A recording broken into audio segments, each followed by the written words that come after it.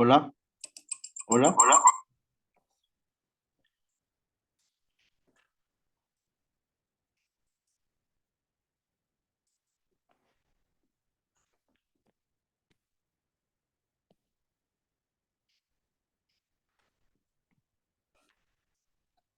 Buen día, alumnos. Vamos a hacer la recuperación de la parte, con ustedes sobre todo que no vieron la parte de hemostasia, pero seguimos la clase de la parte de inmunología. Entonces, a ver, nos quedamos la clase pasada en, hablamos sobre la hemostasia, qué era la hemostasia, cómo se iniciaba y más o menos dimos un vistazo a cuáles eran las etapas de la hemostasia primaria. Entonces, vamos a hacer un recordaris rápido.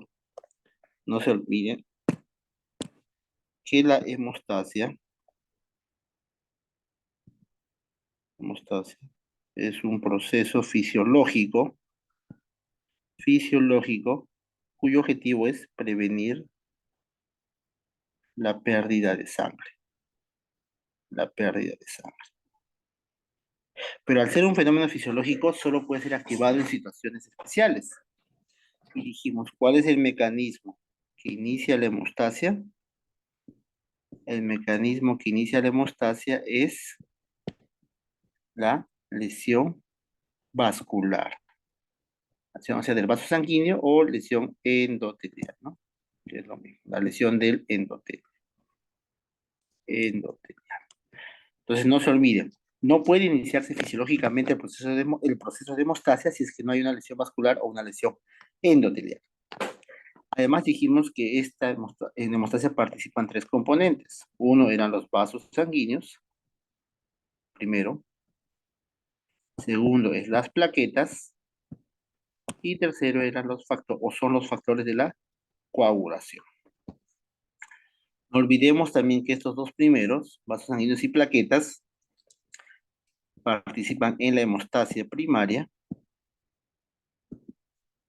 y los factores de la coagulación en la hemostasia secundaria. El objetivo de la hemostasia primaria es producir un tapón plaquetario que es débil todavía al inicio, el tapón plaquetario, y en la hemostasia secundaria se forma el coágulo o la malla de fibrina definitiva.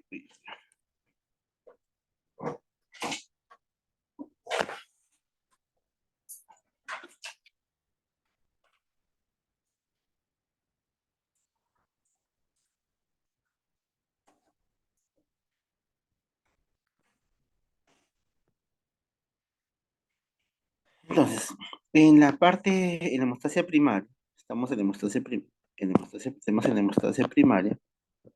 En la hemostasia primaria tenemos dos componentes, dijimos los vasos sanguíneos. Esta etapa es la fase vascular, la fase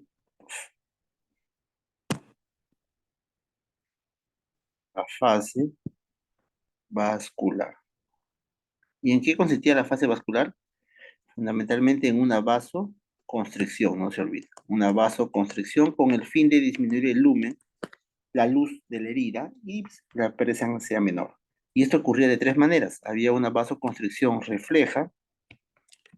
Segundo, había una vasoconstricción ocasionada por las moléculas liberadas a nivel local, como la endotelina, que es producida por el endotelio, o si no por el tromboxano A2, que es producida por las plaquetas. Y el tercer mecanismo era un mecanismo neurológico a través del sistema simpático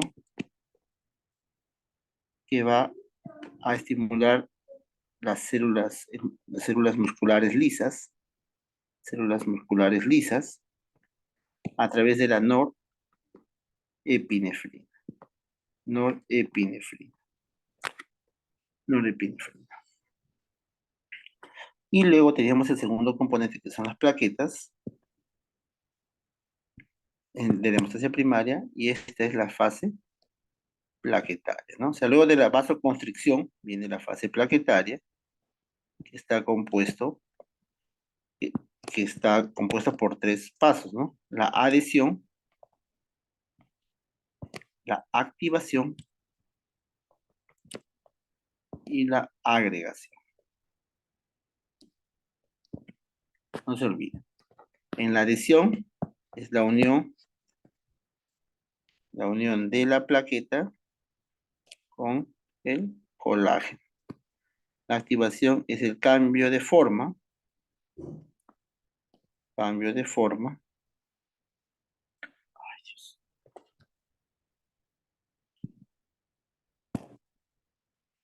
La activación es cambio de forma de la plaqueta y liberación de los granos, de sus granos.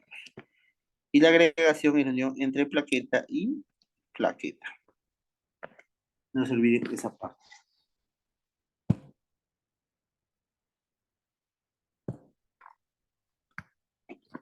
Seguimos entonces. Entonces, antes de hablar de la fase plaquetaria, vamos a hablar un poco sobre las plaquetas, porque eso no les he explicado, aunque sí está en la grabación de la clase completa. Las plaquetas, cuando están en reposo, son así circulares.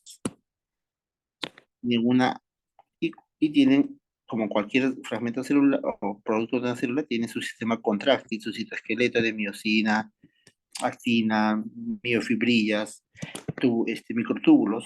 Aparte, tienen gránulos. En gránulos, algunos son amarillitos, en otros gránulos verdecitos, en menor cantidad, y también tiene un sistema de transporte, que son así, pueden ser invaginaciones de la membrana o pueden ser pedazos de membrana cerrados, ¿ya? Estos sistemas de transporte es el sistema tubular abierto, porque está en contacto con el exterior, o sistema tubular cerrado, porque no está en contacto con el exterior. El sistema tubular cerrado fundamentalmente es como un depósito de calcio. Es un depósito de calcio, que se va a liberar cuando se activa la plaqueta. Mientras que el sistema tubular abierto permite que estos gránulos liberen su contenido, permite que los gránulos liberen su contenido hacia el exterior, y además también permite que estos pedazos de membrana se expongan hacia el exterior y permite que la plaqueta forme los pseudópodos o filópodos, ¿ya? Porque cuando la plaqueta se activa, cuando la plaqueta se activa,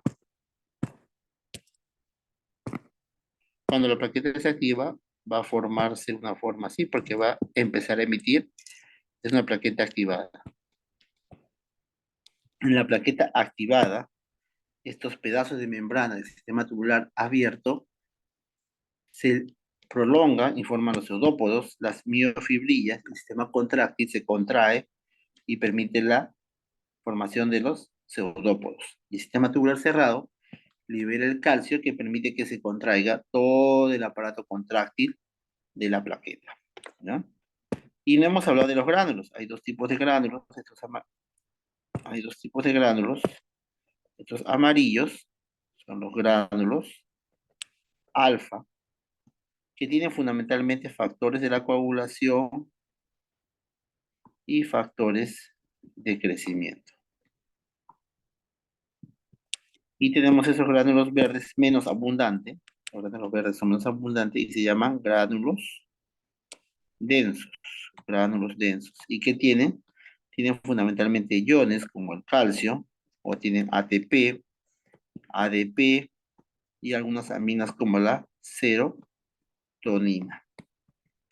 No se olviden, ¿ya? Serotonina. Entonces, eso es lo que tienen las plaquetas en resumen, ¿no? En la clase está mucho más explicado. Continuamos. Entonces, en la fase plaquetaria vamos a iniciar con la adhesión. Tenemos entonces como primera parte de la fase plaquetaria la adhesión. Entonces, esta plaqueta redondita que tenemos aquí, en la adhesión dijimos que tiene que estar unido al colágeno. Digamos que estas son las fibras de colágeno. Ponemos tres fibras. ¿Y cómo se une la plaqueta al colágeno? A través de receptores. Entonces, esta plaqueta va a tener tres receptores aquí. Acá, otra acá y otra acá. Los tres son diferentes. Y cada uno tiene un nombre particular y ustedes van a notar que también los ligandos son diferentes. En este caso vemos este primer receptor que puede ser la glicoproteína 1A, 2A, y vemos que se une directamente al colágeno. Y este puede ser la glicoproteína 6, y se va a unir directamente también al colágeno. Entonces, el 1A, el 2A y el 6 se unen directamente al colágeno. Y si ustedes se dan cuenta, este tercer receptor, que es el más importante, que se llama glicoproteína 1B95, no se une directamente al colágeno, hay un espacio. Entonces, hay una molécula que tiene que participar ahí, que es como un puente entre el colágeno y el receptor de la plaqueta. Ese puente es el factor von Willebrand. El factor von Willebrand. ¿Y por qué es el más importante? Usualmente, cuando hay una lesión endotelial, la sangre está circulando a una velocidad alta.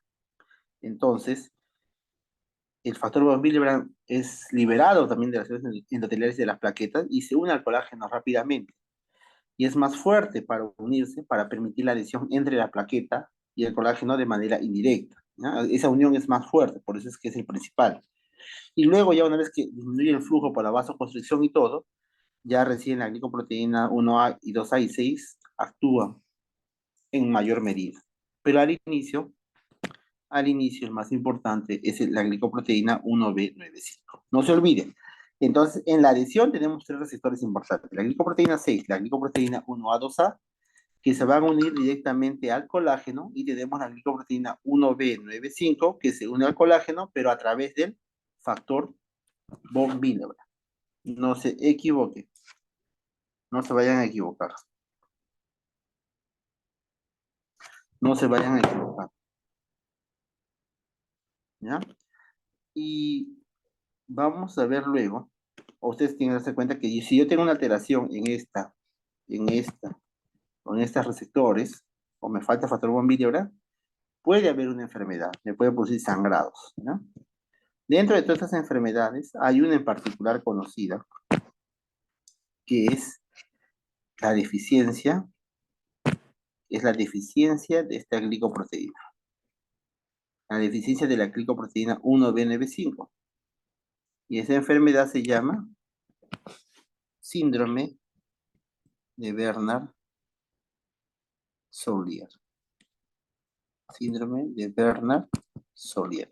Es una enfermedad en la cual estas plaquetas no tienen o tienen pocos receptores glicoproteína 1B95, y por lo tanto hay un defecto en la adhesión plaquetaria. No se olviden, hay un defecto en la adhesión plaquetaria porque este receptor está disminuido. Esa enfermedad se llama síndrome de Bernard-Soulier, ¿no? Continuamos. Luego vimos la adhesión, tenemos la activación. La activación. ¿Y qué dijimos que era la activación? La activación es un cambio conformacional de la plaqueta, cambio conformacional, o sea, de la forma de la plaqueta. Además, que hay una liberación de grano. Liberación de grano.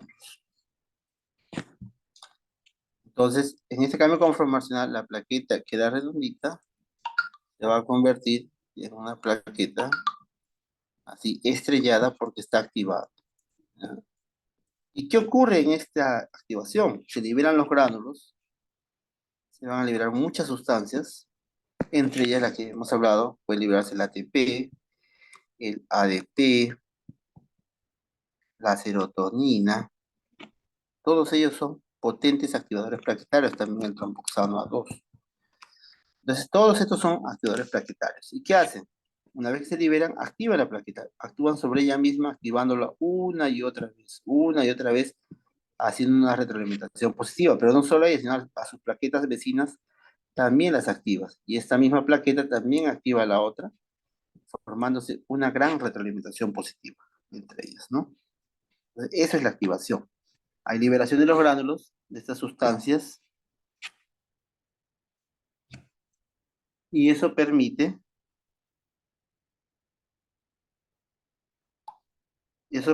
que las plaquetas cambien su forma, liberen sus gránulos, libere calcio dentro de la plaqueta y puedan ejercer su función, ¿ya? Y dentro de estas sustancias, todas estas tienen sus diferentes receptores, vamos a enfocarnos solo en uno, que es el ADP. El ADP tiene dos receptores importantes, que son el 2PY1 y el 2PY12. ¿No? Estos son los receptores del ADP. El 2PY1 y el 2PY12. ¿En qué más? ¿Qué alteración? Así como vimos que hay una enfermedad, también acá puede haber enfermedades. Digamos que esta plaqueta le faltan los receptores, puede ser una enfermedad, pero algo que es no común, pero todas las enfermedades son raras. Hay una conocida, que por ejemplo las plaquetas no liberan sus gránulos alfa. ¿Se recuerdan de los gránulos alfa? Los amarillitos, los gránulos amarillitos de las plaquetas que vimos en la anterior diapositiva. Esos gránulos alfa pueden estar ausentes. Y esa enfermedad se llama, entonces, se llama síndrome de la plaqueta gris. Síndrome de la plaqueta gris. ¿Y qué cosa hay? Hay una deficiencia de los gránulos alfa. No se olvide. Síndrome de la plaqueta gris es una deficiencia de los gránulos alfa. Continuamos entonces. Luego teníamos la tercera etapa, que es la agregación. Agregación plaquetaria. ¿Qué tenemos en la agregación? En la agregación plaquetaria, lo siguiente, dijimos que es la unión entre plaqueta y plaqueta. Esta parte es más simple porque solo hay un receptor, el más importante. Entonces tenemos aquí dos plaquetitas ya activadas, ya porque ya están activadas, dos plaquetitas activadas. ¿Y qué van a hacer estas dos plaquetas? Se van a unir a través de una molécula. ¿Cuál es esta molécula? Es el fibrinógeno. Fibrinógeno. ¿Y a través de qué receptores se van a unir? Van a ver acá un receptor que une esas moléculas de fibrinógeno. Y ese receptor se llama glicoproteína 2B3A. Glicoproteína 2B3A, que es la única, no la única, hay otras, pero es la más importante de la agregación plaquetaria. Igual como vimos en las anteriores, también si hay una alteración en cualquiera de estas partes, o sea, me falta el fibrinógeno, no tengo la glicoproteína 2B3A, también me puede producir una enfermedad. Y la alteración de esta glicoproteína 2B3A, una deficiencia, me produce una enfermedad que se llama trombastenia, trombastenia, trombastenia de Glasma. Trombastenia de Glasma. No se olvide, trombastenia de Glasma. Entonces, la trombastenia de Glasma es una enfermedad que altera la agregación plaquetaria. Y todas estas enfermedades que hemos visto, porque ahorita estamos viendo la función de la plaqueta, se llaman disfunciones plaquetarias. ¿Por qué? Porque las plaquetas pueden tener problemas en número, o sea, pueden estar disminuidas en número, pueden haber poquitas plaquetas, es lo más común, lo que se llama plaquetopenia, trombocitopenia, pero puede ser que ustedes tengan una persona, un paciente que sangra, hacen sus exámenes, todos son normales, las plaquetas están de cantidad normal, pero sin embargo, no funcionan bien. Puede ser que no estén funcionando bien, esa puede ser la causa, pese a que ustedes se encuentran todo normal. Y todos esas alteraciones, esas enfermedades que cursan con alteración de la función plaquetaria, se llaman disfunciones plaquetarias, ¿no? Y puede ser esas tres que hemos visto y muchas más que existen y que lo van a ver en la práctica, ¿no? Pero lo que tienen que entender es conocer bien estas primeras fases de la hemostasia primaria, que es la fase vascular, que ya hemos hablado, la vasoconstricción, los tres mecanismos de vasoconstricción, y esta fase plaquetaria, las tres etapas de la fase plaquetaria, conocer cómo funciona cada una de ellas, cómo se interactúa cada una de ellas, y cuáles son los receptores importantes y cuáles son los ligandos importantes, ¿no? Entonces ahora empezamos con la parte de la hemostasia secundaria. Entonces, en la hemostasia secundaria,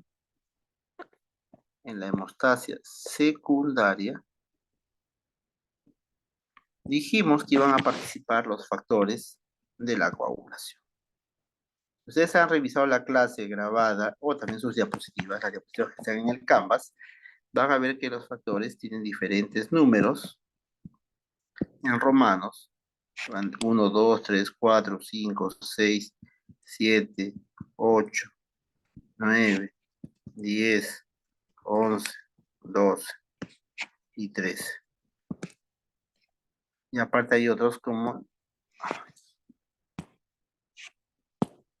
el quininógeno de alto peso molecular y la precalicreína. La mayoría se conocen por sus números en romanos, salvo los 4 primeros, porque el 1 es el fibrinógeno, más lo conocemos como fibrinógeno. El 2, que es la protrombina, también más lo conocemos como protrombina, más que por su nombre en romano. El 3, que es el factor tisular, lo conocemos más como factor tisular. Y el 4, que es el calcio. Mientras que los demás ya se conocen por su número en romano, el 5, el 6, el 5, el 6, el 7, el 8, el 9, el 10, 11, 12, 13. Este es el quininógeno o sininógeno de alto peso molecular y esta es la precalicreína. La precalicreína. ¿Ya?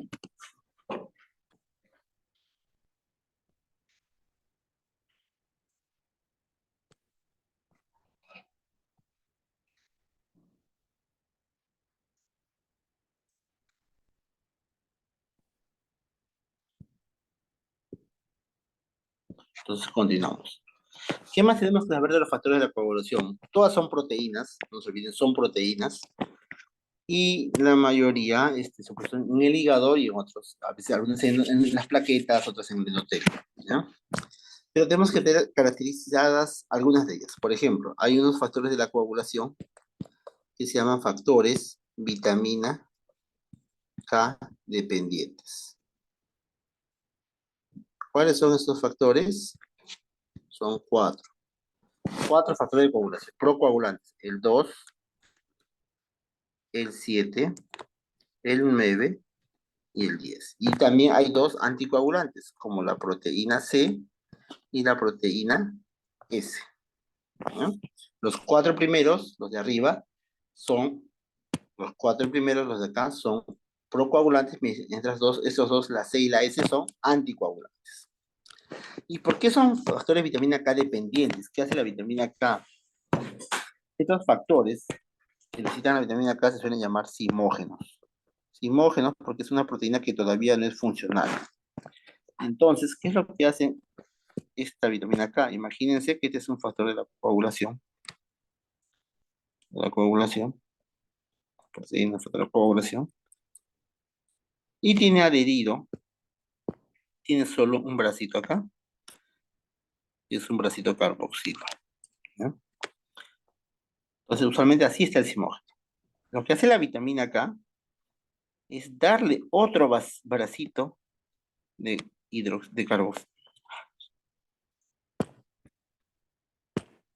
Es darle otro bracito del grupo carboxilo a al factor. ¿Para qué? Para que este factor se pueda unir al calcio. Entonces, cuando tiene un solo bracito no se puede unir. Cuando tiene los dos bracitos, sí se puede unir. ¿No? Entonces, lo que hace la vitamina K es darle otro bracito, otra carboxilación, un brazo de carboxilo adicional a este factor para que se pueda unir con el calcio. Y este proceso es conocido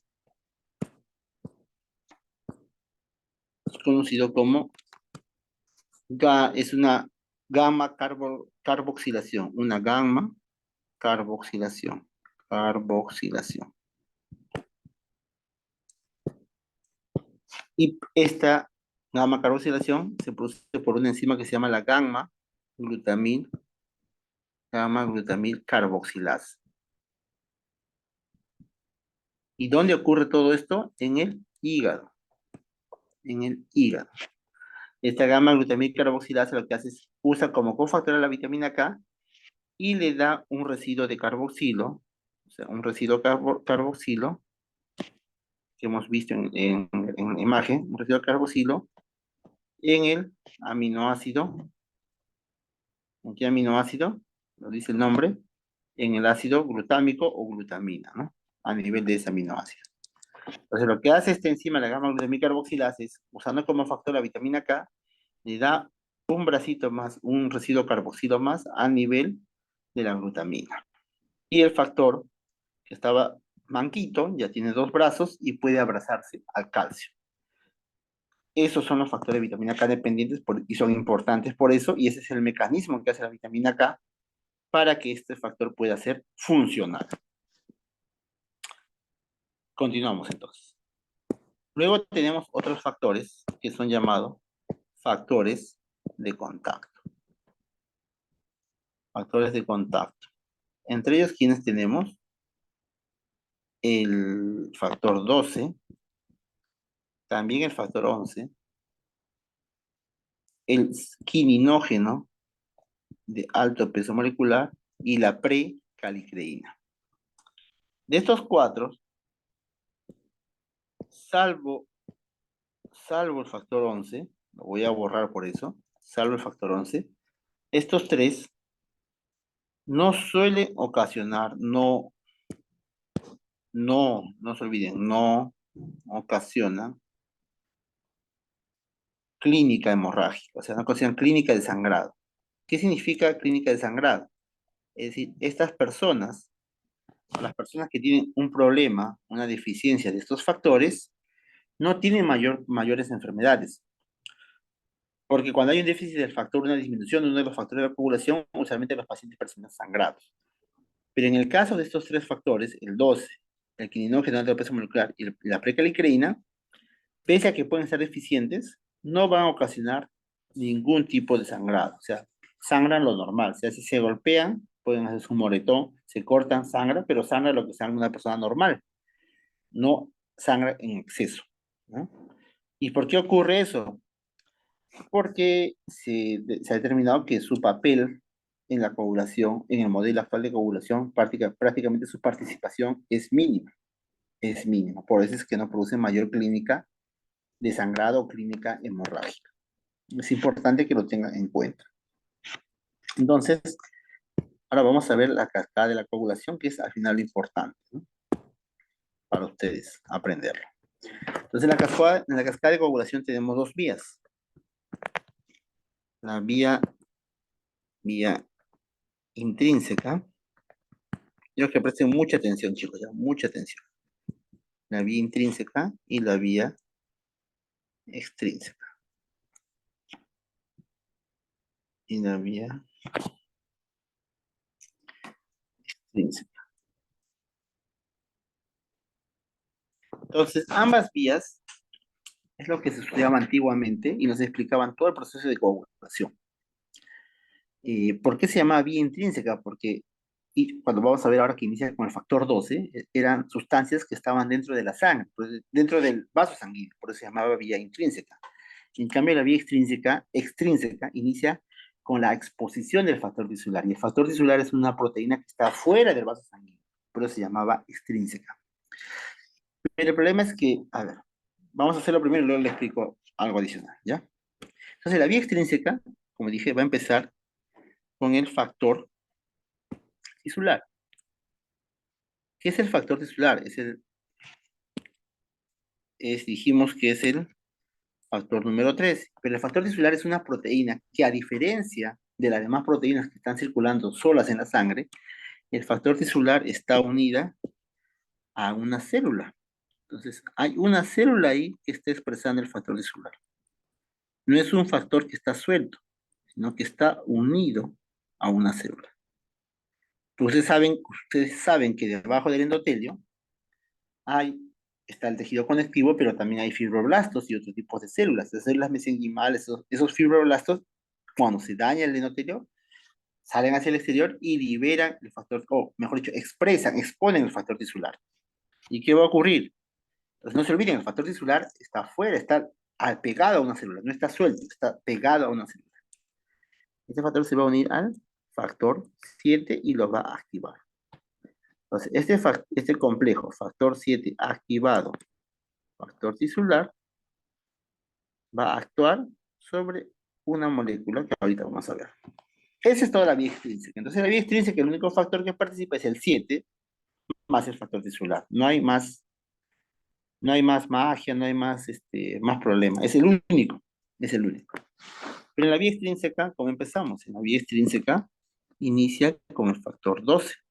El factor 12 se activa al contacto con el colágeno. Entra en contacto con el colágeno y se va a activar. Una vez que se activa el factor 12, va a activar al factor 11. El factor 11 va a activar al factor 10, no, en este caso al factor 9. Y luego el factor 9 se va a unir al factor 8 que está circulando por ahí, al factor 8.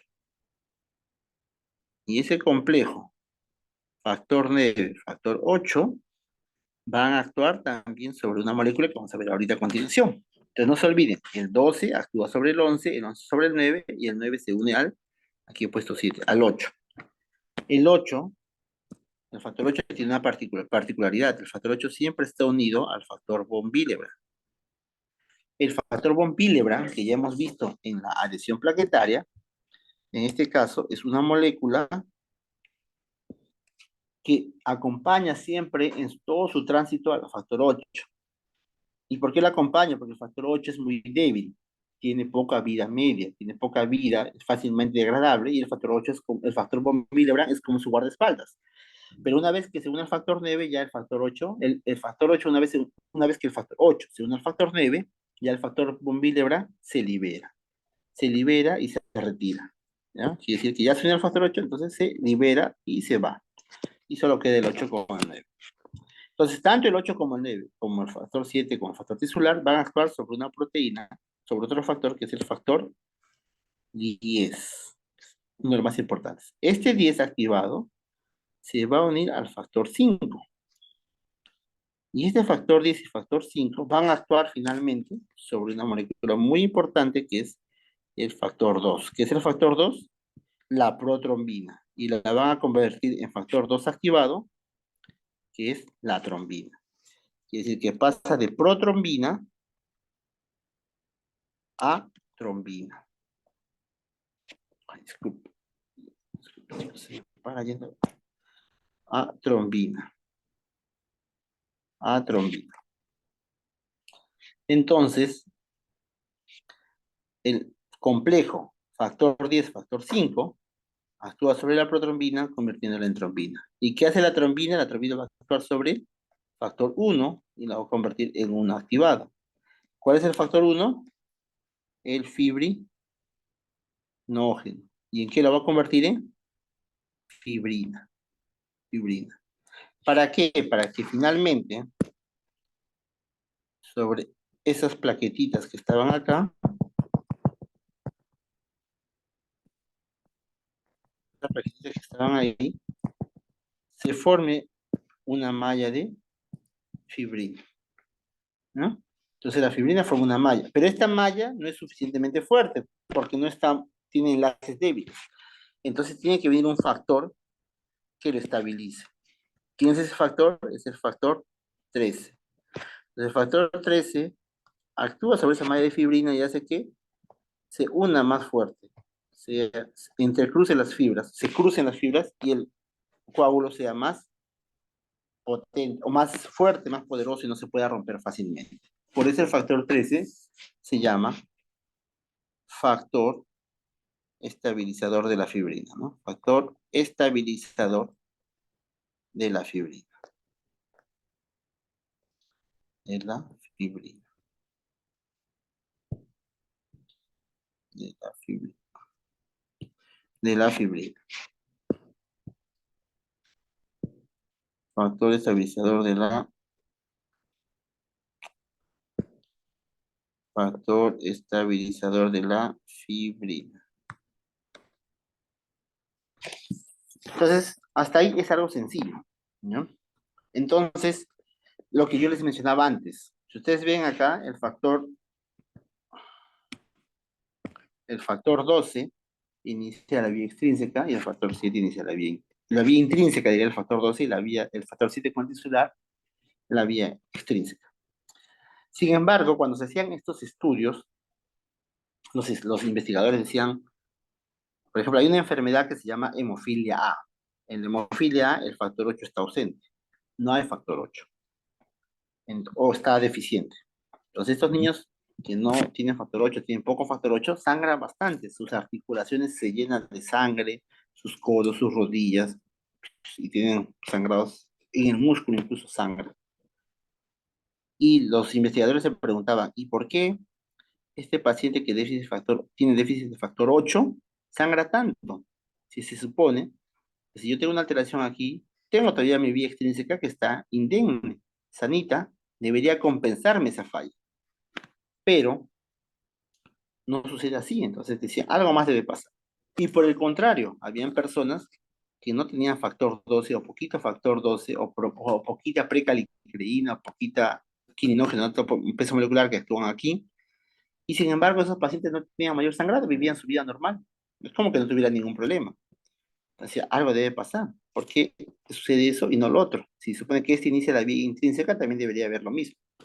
Y después de varios estudios ya a inicios del 2000, más o menos, los primeros años del año 2000, en los primeros años, se postuló un nuevo modelo de la coagulación. Ya no esta cascada clásica, sino el modelo llamado modelo celular de la coagulación. ¿Por qué? Porque se dieron cuenta que no todos los factores, sino lo importante son las células donde actúa. Y las células, las plaquetas, las células endoteliales, los fibroblastos, son actores importantes de la coagulación. Por eso es que se llamó modelo celular de la coagulación, ¿no? Antes se pensaba que era suficiente con esto, no.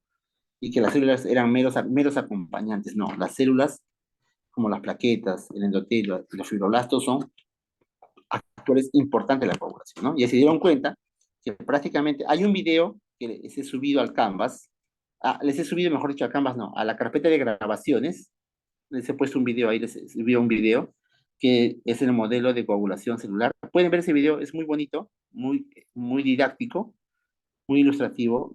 Está en inglés, luego ya en la clase me lo pregunta si quieres, si no han entendido algo, o lo vemos nuevamente, pero les da la idea de cómo es que funciona la coagulación en la vida, en el cuerpo humano, en sentido estricto, ¿no? Porque todo, van a ver que en el video todo se inicia al mismo tiempo, simultáneamente ocurre todo, la vasoconstricción, la fase plaquetaria, la hemostasia secundaria, todo ocurre al mismo tiempo, no es que ocurre paso a paso, sino todo ocurre al mismo tiempo, ¿ya? Entonces, mírenlo para que tengan una idea mejor y le va a esclarecer sus dudas, ¿ya? Y luego, si no entienden algo, me pueden preguntar. Y entonces, se dieron y postularon eso y van a ver en ese video que lo importante en realidad es el factor 7 y el factor celular, es lo más importante. Y el 8 también es importante porque es un amplificador de ese proceso. Por eso es que su déficit produce tanto problema, ¿ya? Entonces, eso era, se dieron cuenta que era. Y el 12 el 12 y los otros factores prácticamente no participan. Prácticamente no participan. Por eso es que su déficit no produce mayor problema, ¿ya? Entonces, hasta aquí, espero que hayan entendido. Y ahora vamos a ver en este mismo